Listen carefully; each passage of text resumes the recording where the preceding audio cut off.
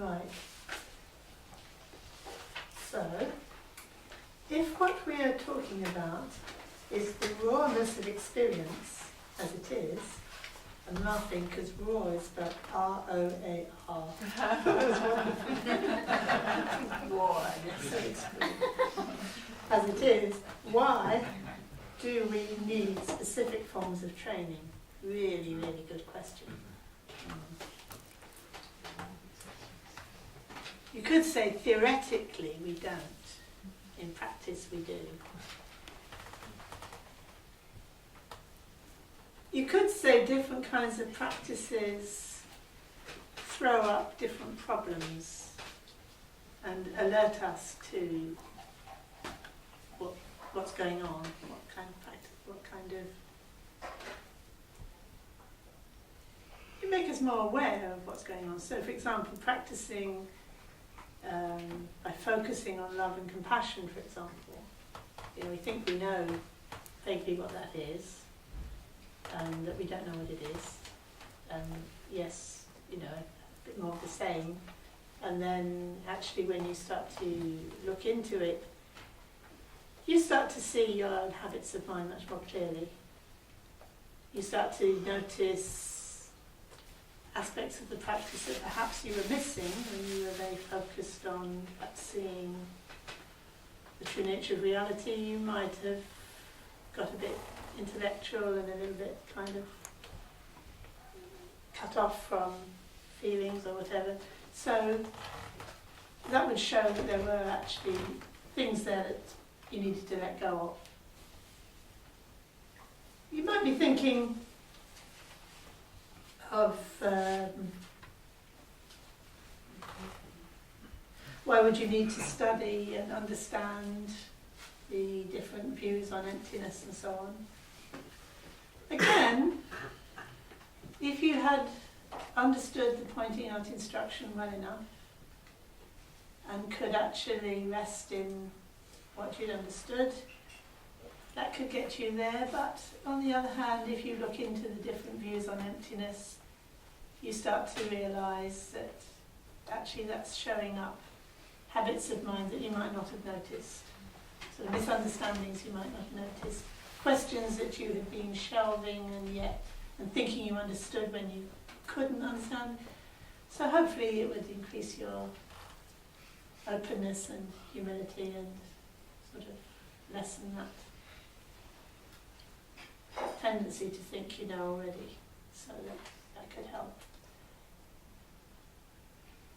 Teachings about the 6 parameters and how to be more aware in your daily life, or how to follow the precepts and discipline your behaviour, and all these kind of practices help to keep you on the straight and narrow before you get sort of a bit too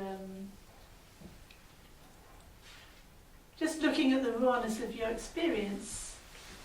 You could become fascinated by it and actually start to not notice that you're becoming insensitive in other areas, some areas, and just focusing on certain things. So,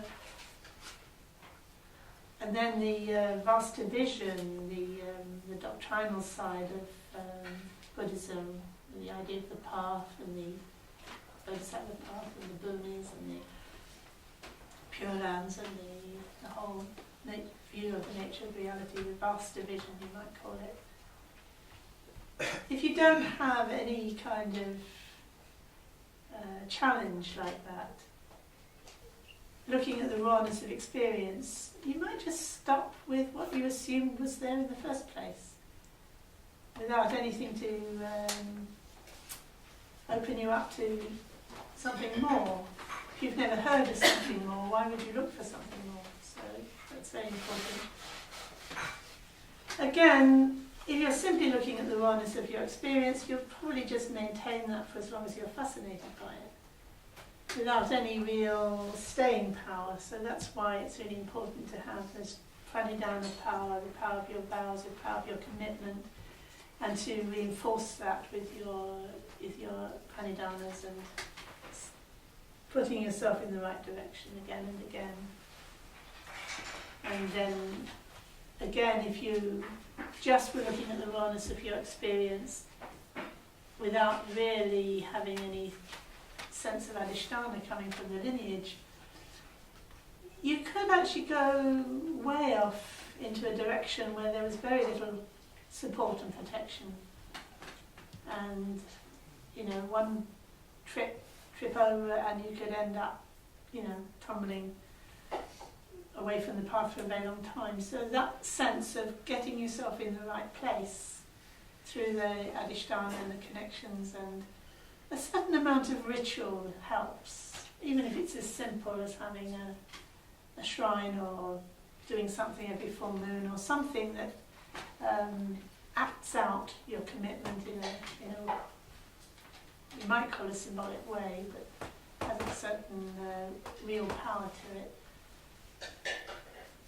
But you may be wondering, but yes, but there's much more to Tibetan Buddhism than that. There's all these, you know, these deities and sadhanas and yogas and, you know, wonderful secret teachings, and, you know, what about those? Are they necessary? What's the use of them? If they're all teaching the same thing and getting to the same essence. And again, I think you may well ask that, and you have to see for yourself. They're not going to be about anything different. They're going to be about exactly what we're talking about, and you're going to have to see whether any of those things actually help you to connect more to where you're going, or whether they're a distraction.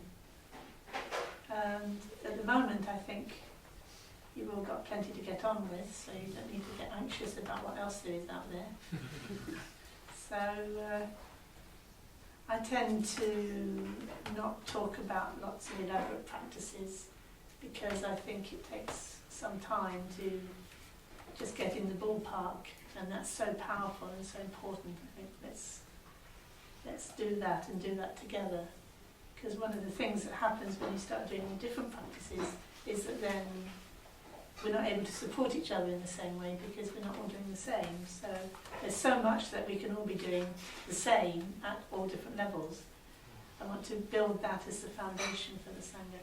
I was talking to Simon, and he said he only teaches one-to-one, and he says, and I wouldn't even start to try and teach anything like that, any of these sadhana practices and yams. I wouldn't even think of it before 4 years. And I said, and I haven't been thinking of it, it's after 12 years. So, and he sort of smiled and said, yes, because actually those practices, this is what he was saying. He was saying, well, if you don't have any realization of emptiness, if you don't have a real good foundation of emptiness, what's the use of trying to do a practice which is for enhancing the clarity that is actually the true nature of the emptiness? It's just going to be imagination and playing games. Not entirely, I mean that's not the whole of the truth, but there's some truth in that, in what he's saying. I think at the level of connections and aspiration, you can be doing these practices earlier on, but unless people desperately feel that they must, because they've got some sense of connection already, I don't particularly mention that or suggest that.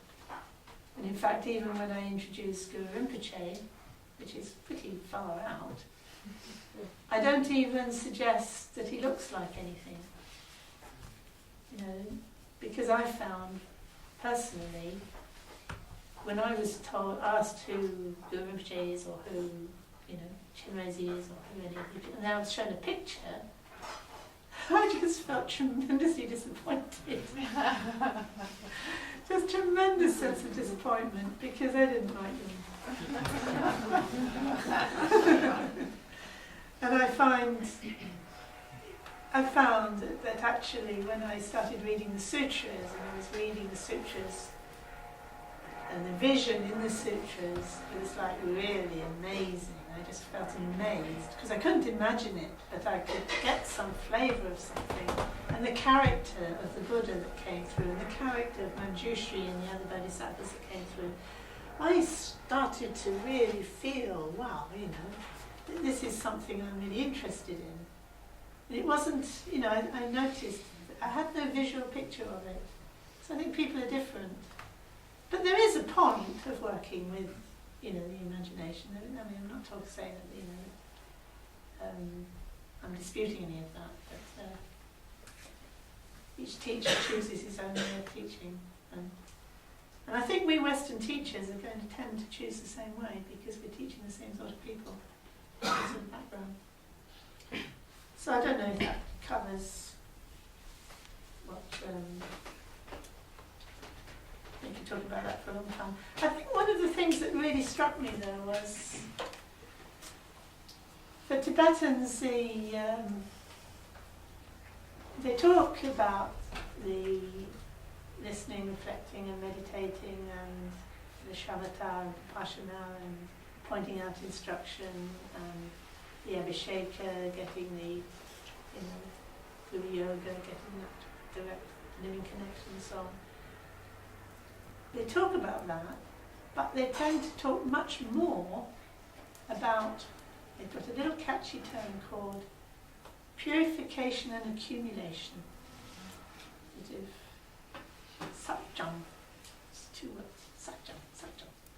Practice is about satjam. Practice is about purification and accumulation. It really doesn't have a ring in English, does it? It just doesn't trip off the tongue. But what is meant by that is all the practices that you do to produce the right conditions for realization to happen. The reason it doesn't happen is because of our accumulation of negative habitual patterns and karmic tendencies and so on, and general obscurations. And so we've just got to accept it's just not going to happen just like that, even though theoretically it could. It's not going to, because we're carrying all this with us, it's blocking our vision. So we have to just keep doing things without much hope of result. Just some sort of, I just keep doing it. I just keep doing, making offerings, I'll keep doing prostrations, I'll keep doing my sitting practice, I'll keep doing my 6 paramitas, I'll just keep, doing my listening, reflecting and meditating. I'll just keep doing it because just by keeping doing it, like we've come together this weekend, reflecting on Dharma, just by being here doing that, actually those veils are starting to fall away. Walking around the stupa, they're starting to fall away. Doing prostrations, whatever we're doing that's associated with that aspiration for enlightenment will actually be clearing away these obscurations. It's a way of thinking. The good thing about that way of thinking is you're not obsessively looking for signs of progress all the time. You assume progress. It's my best shot. I assume progress because that's the nature of the universe. That's how it works. I don't have to. It can't fail. It's kind of that kind of confidence. Whereas we bring to the Dharma a tremendous fear of failure, don't we? We don't have that kind of underlying confidence that if I just do this, if I give it my best shot and I'm in the right place at the right time, eventually all those veils will go and then I'll see the truth. We've got a tremendous sense of, I could fail, I could be doing it all wrong. I mean, look at all my spiritual materialism for a start. What's the use of my practice? I'm doing everything that you can name, I'm doing it wrong, and I don't know any other way of doing it. So I'm hopeless. It's like, we really can buy into that in a big way, can't we? Beat ourselves up and give ourselves a hard time. So if we could adopt this more light-hearted idea of, Dharma does itself. I'm here. This will be purifying my sins just by being here. It's a way of lightening up, actually, I think. And it has to be true, because the only reason we're here not enlightened is because something's got in the way that needs to dissolve. And if we become very light about it, it's more likely to dissolve. So it's not about way of thinking. And accumulation, that sounds completely wrong, doesn't it? Accumulation sounds like exactly what we shouldn't be trying to do. The two accumulations. I know as translators we were very upset about this. We didn't want to have to translate two accumulations. But it comes up in every liturgy, in every conversation, you know, like it's just another way of saying practice Dharma, you know, purify and accumulate. Again, I think you could have to take the same attitude that if you're, you know, if you've taken refuge and your motivation is roughly in the direction of enlightenment for the sake of all beings, naturally, that is generating something in the universe. In spite of our imperfections, it is actually a movement in the opposite direction. And it is, once we start moving in that direction, the power of the Adhisthana and compassion of the Buddhas means that we're linking into it naturally. It's augmenting naturally, even though obviously our best effort is far from good enough. You can be sure it won't be good enough. So no need to worry about it.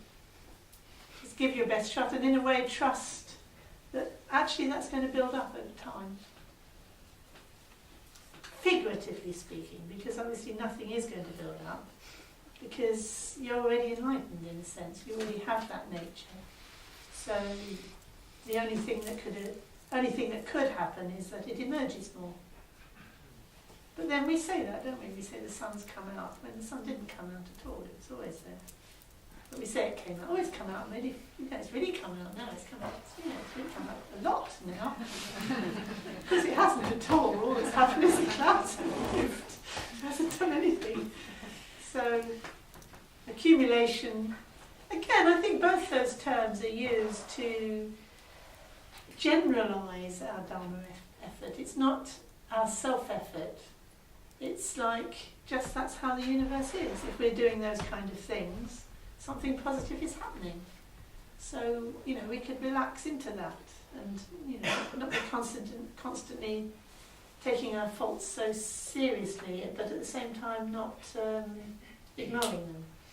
Being aware of the faults, but not, you know, not being aware of them and using them as a way of deepening your understanding without either pretending they're not there or seeing they're there and thinking, you know, like, you know, it's hopeless because I'm no good. And that's completely egocentric. You're completely believing in your own projection. So it's very subtle, isn't it?